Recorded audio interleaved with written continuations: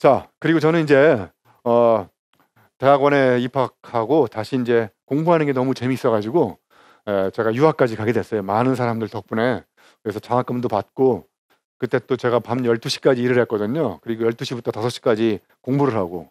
그러니까 12시까지 공부하는 사람들이 많고 12시부터 잠을 편안하게 자는 사람이 많지만 저는 제가 벌어서 학비도 내야 되고 제가 또 꾸려야 되는 가정도 있고 그래서 제가 12시까지 아르바이트를 하고요. 그다음에 그때부터 다시 5시까지 공부를 하고 9시간을 자고 그걸 10년 한 거예요. 그리고 이제 유학 갔다가 학교로 바로 가지 않고요. 갈 수도 없을 뿐만 아니라 제가 또 현장에 가서 한 5년간 체험을 해봤어요. 삼성이라는 데 가서 5년간 체험을 해보니까 제가 책상에서 그동안 배웠던 그 관념적 지식이 현실을 변화시키는데 별로 도움이 안 된다는 걸 깨닫게 됐어요. 예? 저기 써 있나요? 석사가 돌석자라고 박사가 열불박자이고 여러분 석사가 석학할 때 석자가 아니고요. 돌석자이구나. 돌을 갈다가 돌이 얇아지면 해박할 박자가 아니고 열불박자가 돼서 박사가 되는구나. 이 이야기는 뭐냐면 책상에서 경영학을 공부하고 책상에서 지리학을 공부하고 여러분 어린 왕자 책 읽어보면 거기 어린 왕자가 이 책에 그런 이야기 나오죠. 지리학자가 발로 뛰어다니면서 대동여 지도만 이렇게 지리를 연구하는 사람이 아니라 책상에 앉아가지고 세계 지리를 공부하잖아요.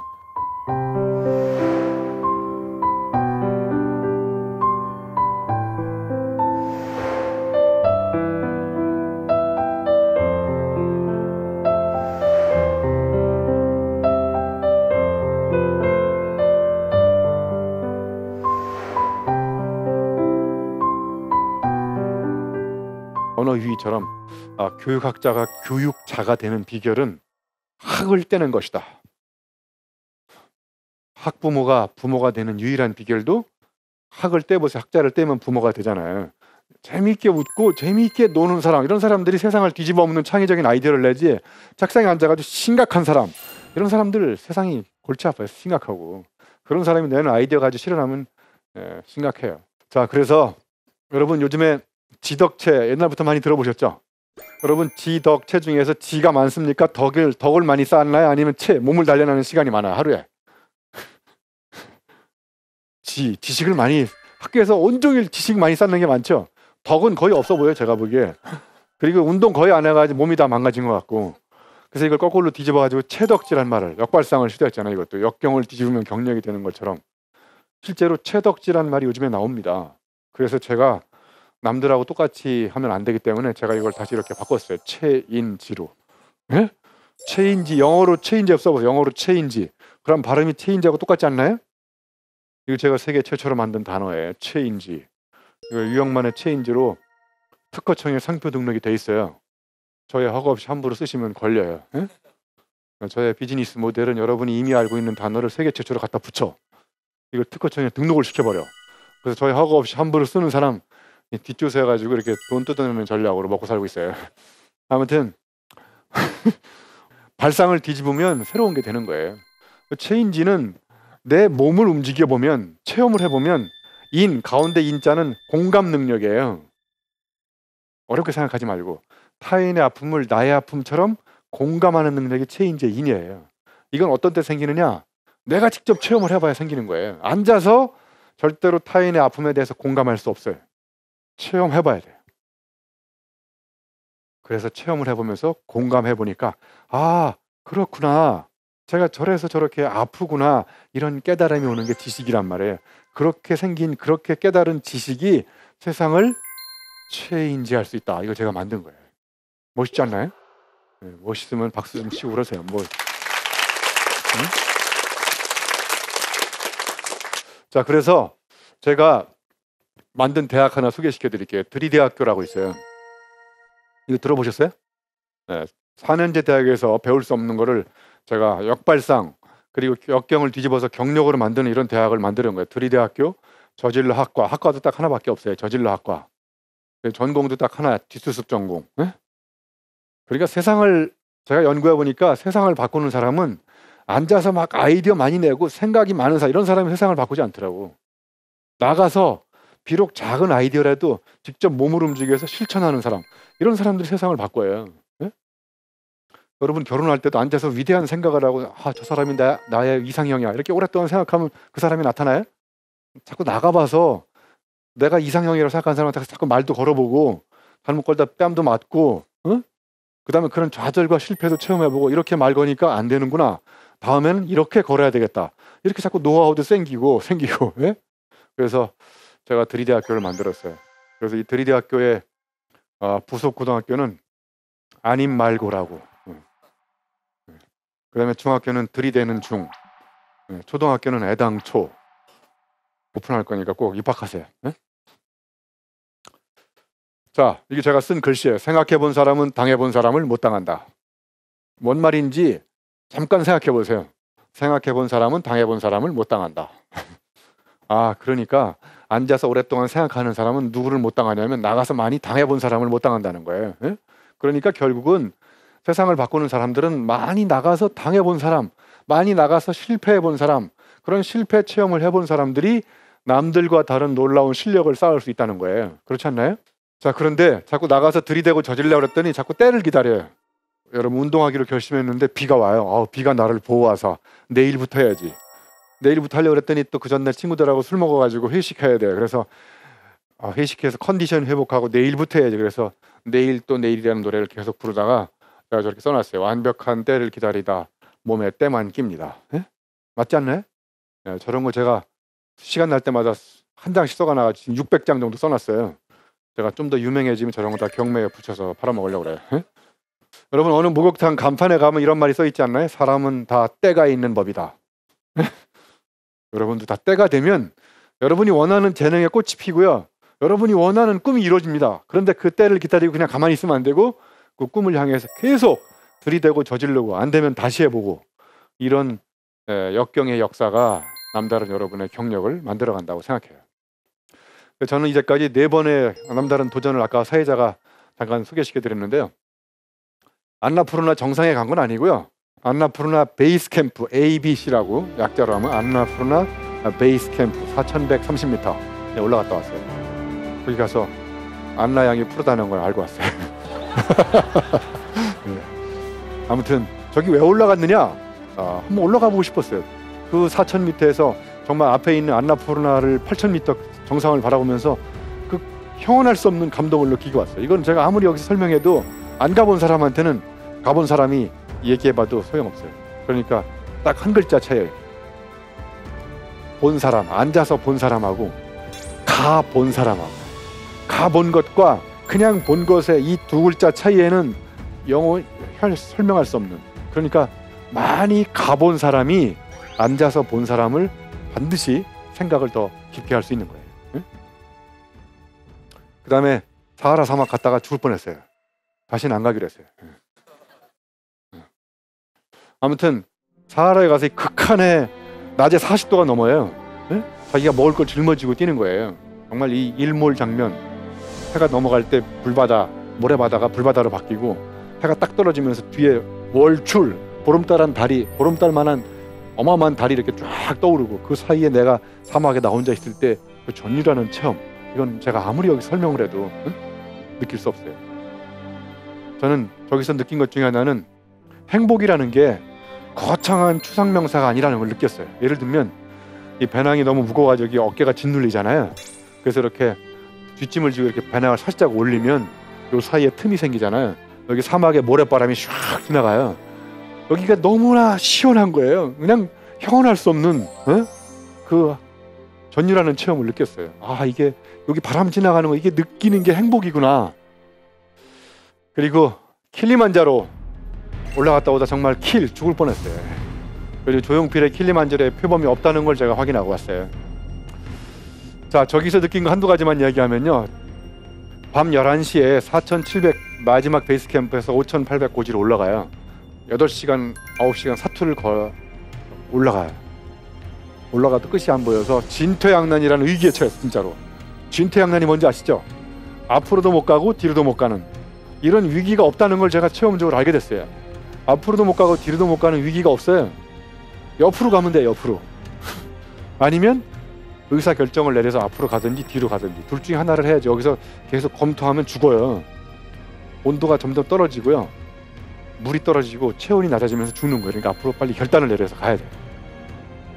그래서 이제 진짜 정상에 갔어요. 사투를 올려서. 그리고 올라갔다 내려오는데 갑자기 이런 시가 생각이 났어요. 내려갈 때 보았네, 올라갈 때 보지 못한 그 꽃. 이 시 아세요? 고은 선생님의 시. 짧은 시지만 사람들이 다 올라가느냐고 정신없이 올라가다가 주변에 너무 행복한 게 너무 많은데 그걸 모르고 그냥 다 올라가는 거예요. 예를 들면 새잎 클로버가 주변에 너무 많은데 네잎 클로버를 찾으려고 새잎 클로버 짓밟고 다니다가 인생이 망가진 거예요. 네잎 클로버 못 찾고. 그런 것처럼 우리 주변에 행복이 널려있는 우리는 자꾸 너무 앞만 보고 위만 보고 달려가려고 한다는 거예요. 근데 이 시가 잘못됐다는 걸 제가 고은 선생님한테는 죄송하지만 올라갔다 내려오면서 이 시가 생각나고 이렇게 시를 바꿨어요. 올라갈 때 보지 못한 그 꽃, 내려갈 때도 못 보았네. 이렇게 바꿨어요, 제가 시를. 왜냐하면 내려갈 때 아무것도 안 보여요. 잠을 안 자고 못 올라가가지고 졸려 죽겠어요. 그래서 내려올 때 아무것도 안 보이더라고요. 그래서 제가 꼭 고은 선생님 만나면 여쭤보려고, 혹시 안 올라가 보시고 시를 쓰셨냐고. 제가 올라갔다 내려올 때 보니까 졸려가지고 안 보였다는 그런 말도 있었어요. 자, 이것도 제가 쓴 글씨예요. 한계는 한계 없는 사람들의 핑계다. 여러분, 여러분의 한계는 어떻게 알 수 있을까요? 앉아서 알 수 있어요? 아니면 나가서 해봐야 알 수 있을까요? 여러분의 한계는 책상에서 알 수 없습니다. 내 몸의 한계는 내가 직접 한계에 도전해봐야 이게 내 한계구나, 이걸 알 수 있어요.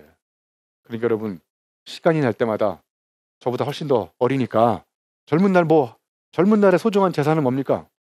여러분이 살아있는 생전 동안 엄청난 다양한 그런 체험도 해보는 거예요. 저는 서울에서 부산까지 자전거 타고 한번 내려오고도 싶고, 자전거 타고 우리나라 이렇게 일주도 하고 싶고, 제주도 가서 모든 올레길 다 한번 걸어보기도 해보고 싶고, 아무튼 꿈틀거리는 그런 욕망이 아직도 있는데, 이제 나이가 자꾸 들수록 점점 인간의 신체 중에서 꼭 보호해야 될 한 군데가 있어요. 연골이라고요. 연골이 없어지면 골골하기 시작하는 거예요. 그래서 여러분은 보니까 연골이 멀쩡할 것 같으니까 연골이 멀쩡할 때 많은 체험을 해보시고 많이 돌아다녀 보시고, 그게 바로 나중에 여러분이 몸에 각인된 아름다운 그 신체적인 추억, 그때 느꼈던 감정의 흔적, 이런 게 결국은 여러분이 나이 들어서 이렇게 반추해 보면서 행복한 이야기를 할 수 있는 그런 원동력이 된다는 거예요.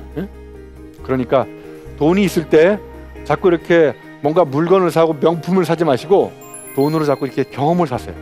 돈으로 경험을 사면 그 산 경험의 값어치만큼 내 몸에 추억이 간직되고 그게 남들한테 이야기할 수 있는 스토리가 되는 거예요. 자, 그래서 여기 머리가 있고요, 가슴이 있고 손이 있잖아요. 그런데 여러분, 주로 제가 논어에 나오는 위인지학과 위기지학에 대한 이야기를 하려고 하는데요. 여러분이 공부를 할 때 남한테 보여주기 위한 공부를 하는 것은 위인지학이에요. 그런데 정말 좋아서 내가 신나서 재미있게 하는 공부는 위기지학이에요. 그런데 여러분 어떤 걸 하고 있나요? 지금 하기 싫은데 억지로 공부하는 게 더 많지 않나요? 그런 거 빨리 집어치우시고 정말 내가 하면 신나는 거. 그래서 시작을 손을 먼저 움직이고 체험을 해보고, 그러면 가슴으로 느낌이 와요. 머릿속에 정리가 돼요. 그게 체인지라고 했잖아요. 근데 대부분 손발은 신체를 움직이지 않고 머리에다 자꾸 지식을 넣고 가슴으로 느끼려고 하고, 그다음에 느낀 대로 나가서 행동하려고 하고, 그래서 헤드, 하트, 핸드, 이 3H 이 사이에 자꾸 거리가 멀어져요. 머리하고 가슴 30cm 거리인데 이게 점점 멀어지기 시작한다는 거예요. 앉아서 자꾸 생각을 하니까. 그래서 이제 손발을 움직여서 나가서 자꾸 해보고, 내가 재밌는 일을 해보면 이제 가슴으로 느낌이 와요. 뭉클한 느낌, 그죠? 그리고 머릿속에 정리가 되고, 이런 게 제가 오늘 말씀드리는. 그래서 여러분, 알면 사랑하게 되나요? 사랑하면 알게 되나요? 그래서 여러분이 정말 사랑하는 일을 찾으면 그걸 막 파고들어요. 이해하려고 노력하고. 여러분, 여기 주변에 남자친구, 여자친구 있는 사람이 있을 때 처음으로 내가 설레이는 남자친구를 만났을 때 그 남자친구, 여자친구에 대해서 자꾸 알고 싶은 게 많지 않나요? 알고 싶은 게 없어졌어요? 알고 싶은 게 많잖아요. 궁금한 게 많고. 그게 무슨 이야기냐면, 내가 사랑하는 대상이나 사람이 나타났을 때 호기심의 물음표가 많아지는 거예요. 결론적으로 얘기하면 호기심의 물음표가 없어지면 사랑이 끝난다는 거예요. 한번 여러분 경험해 보세요. 내가 정말 아끼고 사랑하는 사람을 만나면 물음표가 많아지고, 그런데 점점 사랑이 식으면 물음표가 없어져요. 자, 처음엔 이래. 제가 잘 들어갔는지, 잠은 잘 잤는지, 밥은 잘 먹고 이렇게 물음표가 굉장히 많다가 어느 순간부터 밥은 먹고 자든 말든 들어가든 말든 이런 게 호기심의 물음표가 없어지면 사랑이 끝난 거고, 대상에 대해서 이제 알미 생기지 않는다는 거예요. 그래서 여러분 앞으로 남은 기간 동안 내가 정말 좋아하고 사랑하는 일을 찾는 방법은 내가 직접 몸을 움직여서 나가서 해보면 맞아, 이거 내가 좋아하는 일이구나. 몸이 알아요, 몸이. 그럼 그쪽에 막 파고들어서 몰입하게 되고 그쪽 분야에 알미 생기고, 그래서 그 분야의 세계 최고의 전문가가 되고. 저는 그동안 이렇게 많은 체험을 가지고 무료 책을 지금까지 번역서 포함해서 약 70여 권의 책을 번역하거나 썼어요. 그래서 저는 버킷리스트가 책 100권 쓰는 거예요. 책을 자꾸 쓰니까 정치권에 자꾸 유혹이 와요. 정계에 진출하지 않겠냐. 그래서 사실 저는 정치권에 가는데 관심도 없을 뿐만 아니라, 솔직히 고백하면 저는 정치에 갈 수가 없어요. 저는 청문회를 통과할 자신이 없어요. 왜냐하면 책을 무려 70권이나 표절했거든요. 그래서 독창성이란 들키지 않은 표절이다. 여러분, 표절이 나쁜 게 아니에요. 남다른 표절, 색다른 표절. 그래서 피카소도 그랬잖아요. 훌륭한 예술가는 카피, 베끼고 위대한 예술가는 훔친다. 멀리서 아이디어를 훔쳐가지고 이렇게 뒤섞으면 그게 내 아이디어가 되는 거예요. 그러니까 아이디어라는 것은 기존의 것을 새롭게 리믹스, 뒤섞어서 새로운 걸 창조하는 거예요. 그러니까 전대미문에 새로운 건 없어요. 그러니까 있는 걸 이렇게 남다른 방식으로 조합을 하면 그게 낯설어 보이는 거예요. 네? 그래서 여러분도 앉아가지고 전대미문에 새로운 아이디어를 내려고 하지 마시고, 아이디어를 내려면, 책을 쓰고 글을 쓰려면 재료가 있어야 돼요. 재료가 뭐예요? 여러분이 이제까지 경험했던 거, 직접 경험, 책 읽은 거, 간접 경험, 사람 만난 거, 영화 본 것, 이런 게 다 전부 다 재료예요. 재료, 경험의 재료. 이게 목적의식을 딱 주고 주제를 딱 주면 그 주제와 관련돼서 이렇게 연결시켜서 상상력을 발휘하는, 그래서 연상 능력이 생기는 거예요. 그래서 여러분도 살 날도 며칠 안 남았으니까 남은 기간 동안 앉아서 자꾸 머리만 쓰려고 하지 마시고, 나가서 시련과 역경도 경험해 보시고, 남들이 가보지 않은 멀리도 한번 가보시고, 해보지 않을 것도 해보고, 읽지 않은 책도 이렇게 읽어보시고, 그러면서 여러분들의 체험의 두께를 이렇게 자꾸 두껍게 만들면 그 두께가 여러분의 교양의 두께가 되는 것이고, 교양이 두꺼울수록 남다른 생각, 남다른 세상을 바라보는 관점이 생기지 않을까, 이런 생각을 해봤습니다. 네, 강의는 이것으로 마치도록 하겠습니다. 고맙습니다.